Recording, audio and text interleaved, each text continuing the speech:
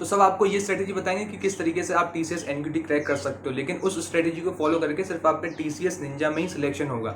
लेकिन कोई आपको ये नहीं बताएगा कि टीसीएस एनक्यूटी में हम किस तरीके से प्रिपरेशन कर सकते हैं जिसके थ्रू आपका टीसीएस डिजिटल में आपका सिलेक्शन हो जाए। अब ये तो सिर्फ वही बता सकता है ना जिसका टीसीएस डिजिटल में हुआ है, और आप लोगों का कनेक्शन है नहीं इतने, लेकिन मेरे तो हैं। तो मोस्टली लोग जिनका टीसीएस डिजिटल में हुआ है उनसे मैंने बात करी कि उन्होंने क्या ऐसी कॉमन स्ट्रेटेजी फॉलो करी जिससे उनका टीसीएस डिजिटल में सिलेक्शन हो गया in first attempt through TCS NQT.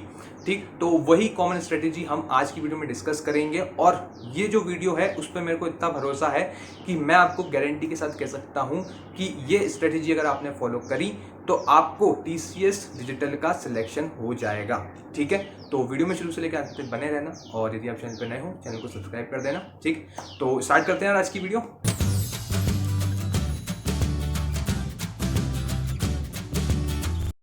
So hey guys, this is Himanshu, welcome back to another video. तो यार, जिन भी लोगों से मैंने बात करी जिन्होंने टीसीएस डिजिटल क्रैक किया है, उन्होंने यही बताया कि जो सबसे पहली चीज़ जिस पे आपको फोकस रखना है वो है आपकी कोडिंग। तो कोडिंग आपकी अच्छी होना चाहिए। और 99% लोग जिनसे मैंने बात करी है जिन्होंने टीसीएस डिजिटल निकाला है, 99% लोगों ने जो आपके 2 कोडिंग क्वेश्चन आते हैं उन्होंने उनके सारे टेस्ट केस पास करे हैं।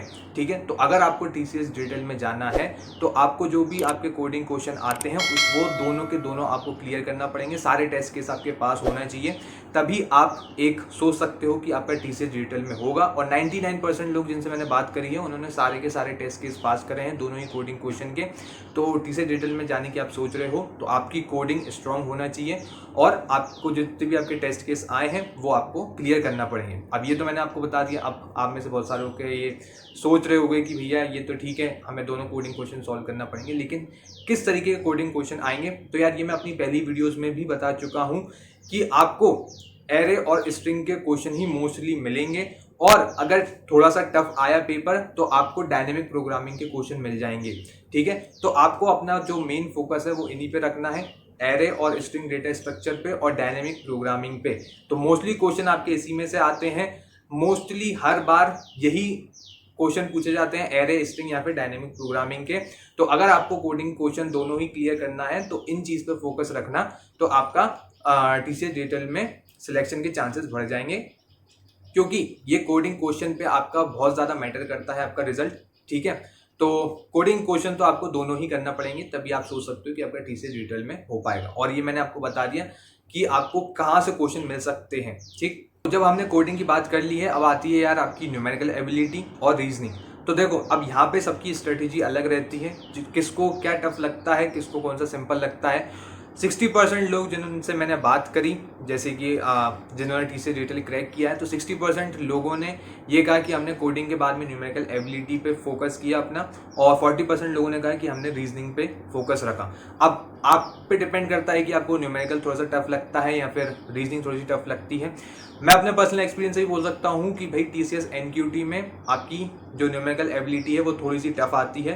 तो कोडिंग के बाद में आप न्यूमेरिकल एबिलिटी पे अपना फोकस रखना, क्योंकि न्यूमेरिकल एबिलिटी हो, चाहे वो रीजनिंग हो, चाहे वर्बल एबिलिटी हो, जिन्होंने भी टीसीएस एनक्यूटी के थ्रू टीसीएस डिजिटल में गए हैं उन्होंने इन तीनों ही सेक्शन में 80% अबव मार्क्स अपने लेके आए हैं। कोडिंग का मैंने आपको बता दिया कि उन्होंने दोनों क्वेश्चन पूरे टेस्ट केस पास करे हैं। ठीक, तो न्यूमेरिकल एबिलिटी, रीजनिंग और वर्बल एबिलिटी में आपको 80% मार्क्स लाना पड़ेंगे, तब जाके आप सोच सकते हो कि आपका टीसीएस डिजिटल में सिलेक्शन होगा। ठीक, और ये भी मैंने आपको बता दिया है कि न्यूमेरिकल एबिलिटी और रीजनिंग में आपका मोस्टली टॉपिक्स किस में से पूछे जाते हैं। तो ऊपर आई बटन पे उसकी मैंने लिंक दे के रखी है उस वीडियो की, तो उसमें मैंने बताया है कि न्यूमेरिकल एबिलिटी में इसी टॉपिक्स में से मोस्टली क्वेश्चन पूछे जाते हैं। 80% क्वेश्चन इसी टॉपिक्स में से फंसेंगे। रीजनिंग का भी मैंने उसी वीडियो में बताया है कि 80% क्वेश्चन इन्हीं टॉपिक्स में से आएगा।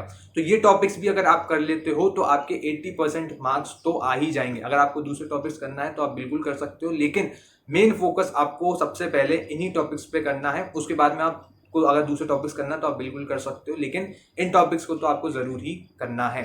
ठीक, तो मैंने आपको कोडिंग बता दी है कि आपको कोडिंग में दोनों क्वेश्चन सॉल्व करने हैं, कहाँ से क्वेश्चन पूछे जा सकते हैं।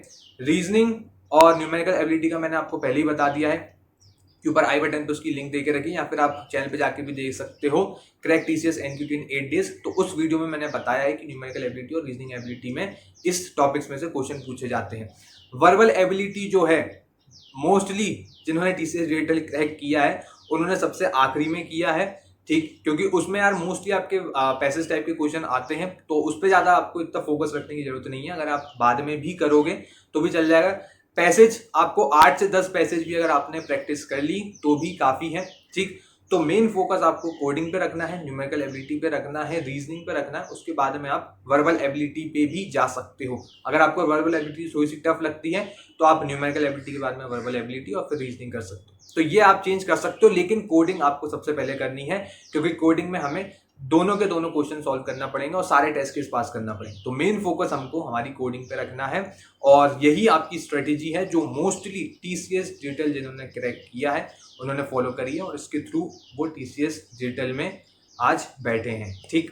तो आई होप कि आपको ये वीडियो थोड़ी सी इंफॉर्मेटिव लगी होगी और आपको पता पड़ा होगा कि टीसीएस डिजिटल में जाने के लिए हमें क्या स्ट्रेटेजी फॉलो करना है जिससे हम टीसीएस डिजिटल में जा सकते हैं, ठीक। और अगर आपकी कोई क्वेरीज हैं तो आप मुझे कमेंट सेक्शन में पूछ सकते हो और अगर आपको ये वीडियो अच्छी लगी है तो लाइक करना, अपने दोस्तों के साथ शेयर करना अगर इन्फॉर्मेटिव लगी है तो, ठीक। और चैनल को सब्सक्राइब कर देना, साथ ही साथ में बेल आइकन को भी प्रेस कर देना ताकि जब मैं नई वीडियो अपलोड करूँ तो आप लोगों को नोटिफिकेशन मिल जाए। तो see ya bye, take care, have a good day, bye.